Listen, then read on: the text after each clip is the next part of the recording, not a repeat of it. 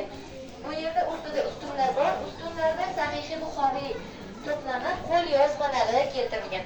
Qo'lyozmalar asl nusxa emas, ko'chirma hisoblanadi. Asl nusxalari Marokash, Turkiya, Bosniya-Gersegovina, Germaniya kabi mamlakatlar kutubxonasida saqlanadi. Va to'g'rimizda devordagi xaritada Imom Buxoriy meroslari mana shu belgilangan hududlarda bugungi kunda saqlanadi. Kitobni oldi tomoniga o'tamiz, kelamiz keyingi bo'limga. Lenta oldida turmaymiz. Oldi tomoniga mana bu oynadagi chiziqni nariyog'iga o'tamiz. Chiroq ichiga kirmaymiz. Oldiga o'tsalaringiz yaxshi ko'rinadi. Imom Buxoriyning Sahih Buxoriy to'plami elektron shakli hisoblanadi. Buni qo'limizni havoda yurg'izganimizda sahifalari ochiladi, ko'rishingiz mumkin. Mana shu tarzda sahifalar birin-ketin ochiladi. Kitobning yuqori qismida esa mana shu kitobning birinchi hadisi, albatta amallar niyatlarga bog'liqdir. Albatta har bir kishiga niyat qilgan narsasi bo'ladi degan hadis 20 dan ortiq tillarga tarjima qilinib, yuqorida qog'ozlarga yozilgan. Qog'ozlar Samarqandda ishlab chiqariluvchi konigil qog'ozlari hisoblanadi. 1000 yilgacha chirimasdan saqlanib turadi. Va mana bu ekranlarimiz hadislar qo'yilgan. Gologramma ostida turganimizda ekrandagi hadis sizga o'qib beriladi. Ostida tursangiz eshitiladi.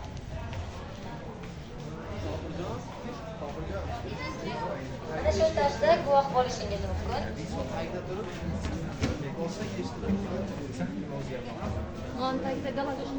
Mana shu gologrammada o'qib beriladi.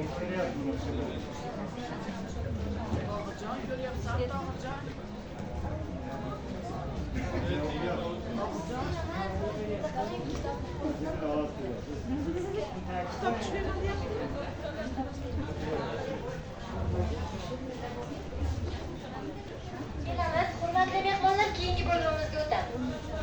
Kitobga qarab o'tib ketmaymiz, faqat tekshirib qilaman.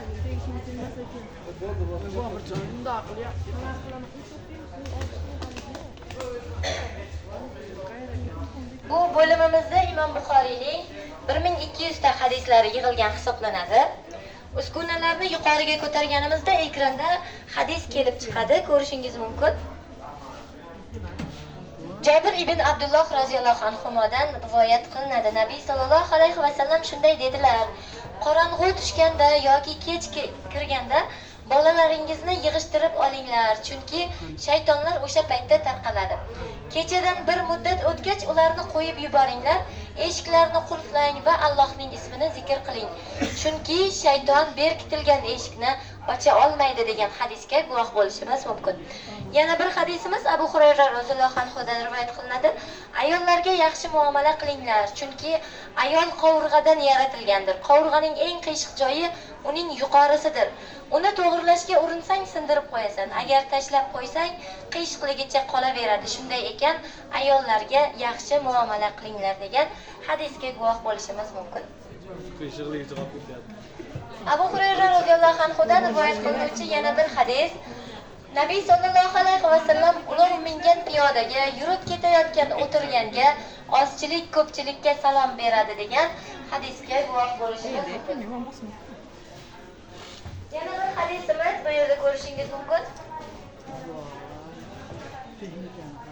Ibn Abbosdan rivoyat qilinadi. Nabiy sallallohu alayhi va sallam odamlarning orasida yaxshilikda eng saxiy inson edilar. U zotning yana ham saxiy bo'lgan paytlari Ramazon oyiga Jabroil alayhissalom kelgan vaqtga to'g'ri kelardi.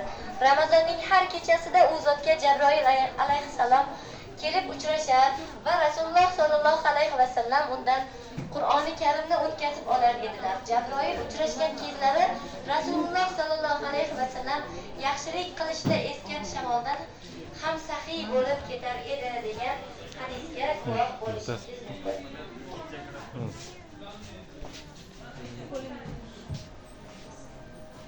Yana bir hadisimiz Nabiy sallallohu alayhi va sallam 7 kishini ismlarini sanagan. Abu Bakr qanday yaxshi kishi, Umar qanday yaxshi kishi, Abu Ubayda qanday yaxshi kishi, Usayd ibn Huzayr qanday yaxshi kishi, Sobit ibn Qays Shammas qanday yaxshi kishi, Muaz ibn Amr ibn Jamuh qanday yaxshi kishi, qanday yaxshi kishilikdan so'ng falonchi qanday ham yomon odam, falonchi qanday ham yomon odam deya 7 kishining ismini keltirganligini ko'rishimiz mumkin. Keyingi bo'limimizga o'tamiz. Bu bo'limimiz Yangi O'zbekiston bo'limi deb nomlanadi. Bu yerda